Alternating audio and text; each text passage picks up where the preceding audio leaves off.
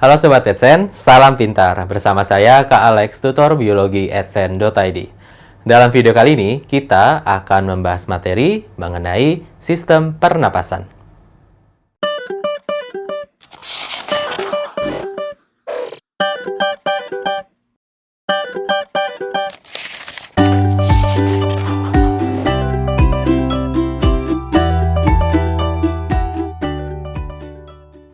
Sobat Edsen, jika kita sudah bisa menamakan bagian-bagiannya, sekarang waktunya kita untuk membahas detail dari setiap strukturnya.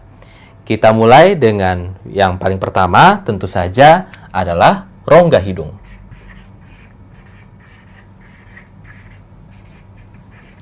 Nah, rongga hidung di sini yang akan kita bahas itu adalah komponennya, yaitu bulu atau rambut hidung ditambah dengan lendirnya, gitu ya.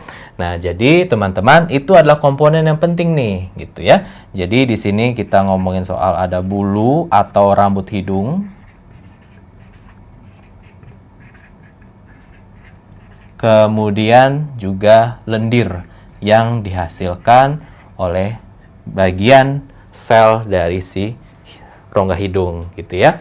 Nah, bulu hidung, saya gunakan istilah umum saja ya, gitu. Walaupun secara biologi kan bulu itu dimiliki oleh burung ya. Nah, bulu hidung itu berfungsi untuk menyaring, gitu ya, menyaring partikel udara. Itu karena pada dasarnya kalau kita bernapas, udara yang masuk itu nggak murni udara saja, ya kan ya. Bisa ada mikroorganisme, bisa ada debu-debu, ya kan ya, dan banyak sekali. Nah, tentu saja dengan adanya benda-benda asing tersebut bisa berpotensi menyebabkan penyakit, gitu ya. Nah, jadi dapat dikurangi dengan adanya bulu hidung, gitu. Jadi penting ya si bulu hidung bagi kesehatan kita. Kemudian bagaimana dengan lendir? Nah, lendir ini yang biasanya kalau berlebihan kita sebutnya sebagai ingus ya. Nah, jadi lendir itu dihasilkan oleh sel-sel hidung. Itu tujuannya adalah untuk memerangkap, ya, untuk memerangkap, oke ya, memerangkap kotoran, gitu ya. Nah, jadi yang ini nyaring, yang ini merangkap karena ya lengket, gitu ya. Dan di sini tentu saja lendir ini akan melembabkan, gitu ya. Melembabkan kondisi, gitu ya, kondisi rongga hidung. Oke, jadinya ini penting teman-teman, apalagi di rongga hidung itu banyak sekali mengandung pembuluh darah. Kalau sampai kering gitu ya, nanti bisa berpotensi keluar darah ya kan? Jadi yang kita sebut sebagai mimisan. Nah, jadi dipertahankan agar tetap lembab gitu ya. Nah, kemudian jadinya teman-teman dengan bentuk rongga hidung yang sedemikian rupa ditambah dengan fungsi dari lendir dan tentu saja bulu hidung, maka rongga hidung itu dapat berfungsi untuk mengatur suhu gitu ya, mengatur suhu udara gitu ya. Nah, kalau teman-teman coba dihembuskan gitu ya. Nah, teman-teman akan merasakan udaranya itu agak mengikuti bagian dalam tubuh, yaitu agak hangat. Oke ya. Nah, jadinya teman-teman itu fungsi dari si rongga hidung.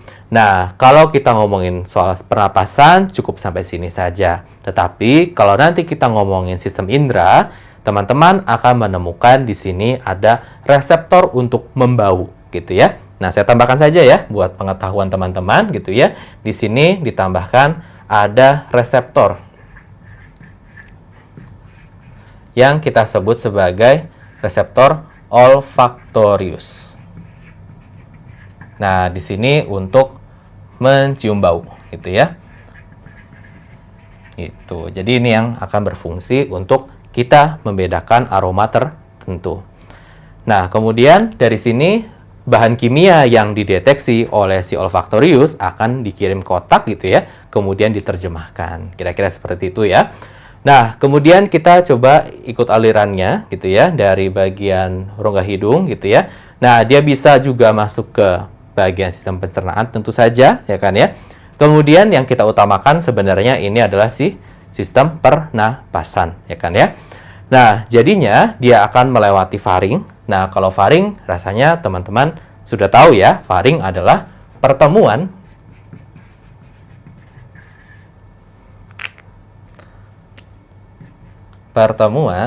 antara apa? Antara saluran makan gitu ya dengan saluran napas gitu ya, itu yang kita sebut sebagai faring. Nah, karena kita spesifik ngomong di sini adalah pernapasan, berarti kita belok ke yang warna kuning. Nah, untuk yang ini kita langsung ketemu ke yang namanya agak mirip, yaitu adalah laring. Oke ya. Nah, laring ini dalam bahasa Indonesia kita sebut ini sebagai pangkal dari tenggorokan. Karena saluran yang memanjang itu yang kita sebut sebagai tenggorokan atau trakea gitu ya. Jadi ini adalah bagian pangkalnya gitu ya. Pangkal tenggorokan. Oke. Nah, komponen laring yang penting di sini itu adalah teman-teman dapat menemukan struktur yang disebut sebagai epiglotis gitu ya.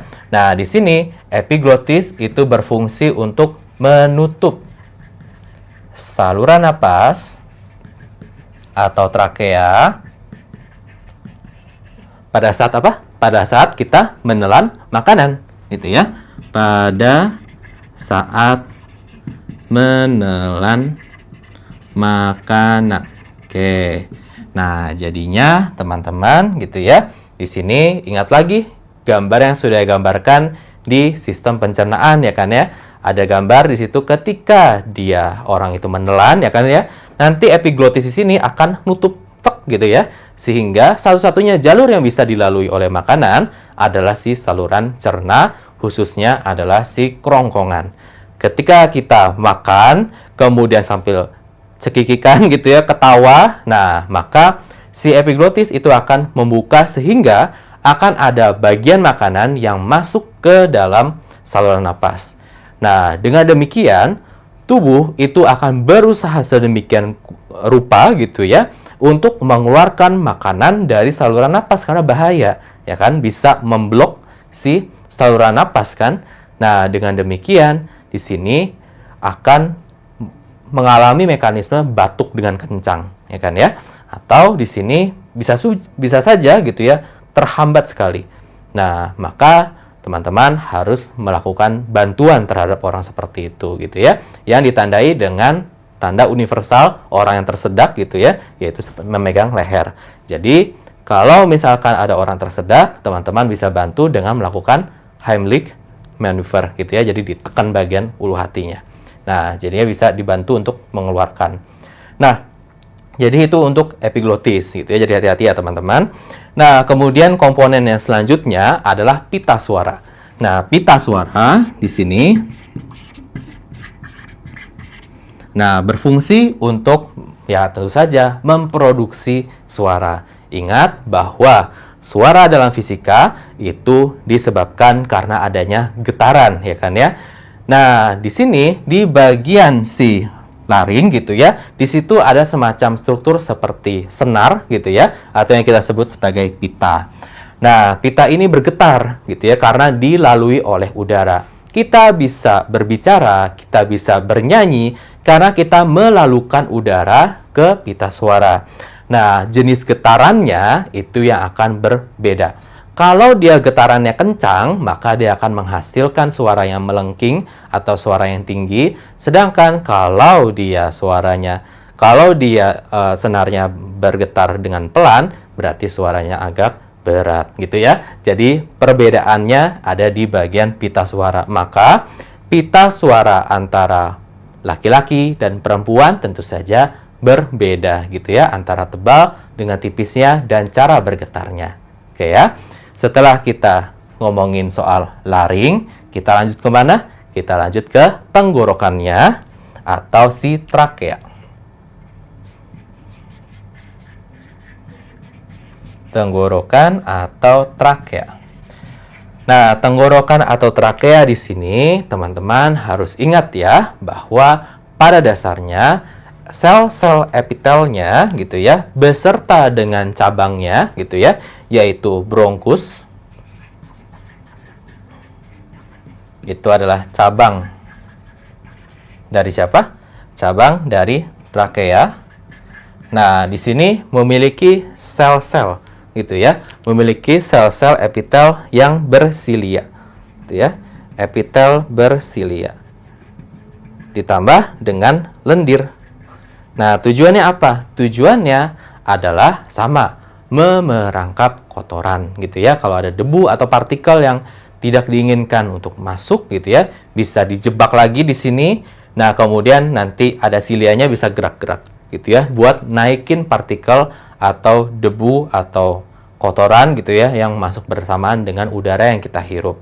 Nah, maka nanti mukusnya bisa ditelan atau bisa juga teman-teman muntahkan gitu ya. Itu yang kita sebut sebagai buang reak gitu ya, atau buang lendir tenggorokan. Nah, jadi itu fungsinya ya, tenggorokan atau trakea, bronkus dengan cabangnya. Nah, jadi teman-teman, di tenggorokan ini kita lihat secara strukturnya, kita bandingkan dengan kerongkongan, berbeda ya kan ya. Kalau kerongkongan mulus itu adalah otot polos, sedangkan kalau untuk tenggorokan di sini adalah komponen yang berbeda gitu ya. Kita dapat menemukan adanya gitu ya. Saya tulis adanya tulang rawan gitu ya, berbentuk C gitu ya. Sehingga tulang rawan ini yang akan membantu tenggorokan agar tetap terbuka. Gitu ya. Jadi menjamin agar tenggorokan tetap terbuka. Nah, itu dibantu dengan keberadaan dari si tulang rawan ini. Oke ya. Nah, kemudian kita sampai pada percabangannya. Itu kita sebut adalah bronkus. Nah, dari sini kita baru dapat bagian kiri dan kanannya yang kita sebut sebagai paru-paru, gitu ya. Jadi, ini kita sebutnya paru-paru. Dan di dalam paru-paru, kita akan menemukan percabangan si bronkus yang kita sebut sebagai bronkiolus. Ini adalah cabang dari siapa? Cabangnya bronkus. Oke. Nah, jadi teman-teman, kita lihat posisi paru-paru di sini gitu ya, ada di kiri dan kanannya dari si, kalau di sini ada gambar jantung. Oke ya. Nah, paru-paru yang di kanan dengan paru-paru kiri itu agak berbeda. Nah, teman-teman, ingat, gambar di biologi itu selalu menghadap ke arah kita. Maka, yang bagian kanan adalah bagian ini, yang bagian kiri adalah yang ini. Maka kita lihat, gitu ya, saya kasih tanda dulu, ini kanan, ini adalah kiri. Oke, berarti yang bagian kanan dengan bagian kiri, ukurannya akan berbeda. Ingat, jantung posisinya ada di bagian tengah dada, kemudian ototnya yang besar itu adalah bagian ventrikel kirinya. Berarti paru-paru kecil itu akan berukuran lebih kecil, gitu ya. Paru-paru yang di kiri gitu ya akan berukuran lebih kecil. Nah, maka kita juga bisa lihat gelambirnya atau lobusnya berbeda. Kita lihat di sini. Kalau kanan ada 1, semoga kelihatan ya, 2, kemudian 3. Nah, kanan itu ada 3 gelambir atau 3 lobus. Sedangkan kalau yang kiri 1, 2, berarti ada 2 lobus atau 2 gelambir. Demikian juga teman-teman lihat percabangannya. Bronkus bercabang menjadi bronkiolus. Maka bronkiolus yang kanan itu lebih banyak. Yang kanan itu ada 3 cabang, yang sedangkan yang kiri ada 2 cabang. Oke ya. Nah, jadi teman-teman, itu adalah perbedaan antara paru-paru kiri dan paru-paru kanan. Nah, di sini paru-paru itu akan dibungkus gitu ya. Paru-paru itu akan dibungkus oleh pelapis. Nah, oke ya. Oleh pelapis yang kemudian kita sebut sebagai apa? Yang kita sebut sebagai pleura. Nah, tapi ingat teman-teman, di paru-paru juga ada lendirnya gitu ya. Jadi di sini antara si pleura dengan si paru-paru, gitu ya. Ini saya tulis bungkusnya paru-paru. Itu tetap ada cairannya, gitu ya. Ada cairannya. Mengandung cairan. Nah, untuk pelumas, gitu ya. Nah, jadi pada dasarnya pleura ini yang akan melindungi paru-paru. Karena apa?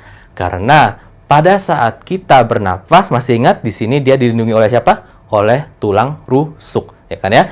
Ketika kita bernapas, paru-paru mengangkat, ya kan ya, dia akan nabrak sama rusuk. Jadinya kita membutuhkan struktur pelindungnya berikut dengan si cairannya. Nanti ketika cairannya berlebih, nah itu dalam kosakata orang Indonesia kita sebut ini sebagai paru-paru basah. Tetapi ingat ya, sebenarnya paru-paru ya basah, tetapi yang membedakan itu adalah jika cairannya itu jumlahnya terlalu banyak atau tidak normal. Nah, maka teman-teman kita sudah bahas ya dari rongga hidung sampai dengan si paling ujungnya adalah bronkiolus ya terakhir ya. Nah, untuk bagian yang lebih ujungnya lagi yaitu ujung dari bronkiolus, kita akan menemukan gelembung udara atau alveolus sekaligus nanti kita akan bahas soal bagaimana udara dapat berpindah dari alveolus ke darah di video berikutnya. Nah, Sobat Adsense, sampai di sini dulu video kelanjutan pembahasan materi mengenai sistem pernapasan. Sampai bertemu di video berikutnya, semoga bermanfaat. Salam pintar! Sekian Sobat Adsense untuk video pembelajaran hari ini. Sampai ketemu lagi di video belajar berikutnya. Jangan lupa aktifkan notifikasi untuk video terbaru kami ya. Sobat Adsense juga bisa mengunjungi adsense.id dan temukan ribuan video pembelajaran. Sampai jumpa Sobat Adsense, salam pintar!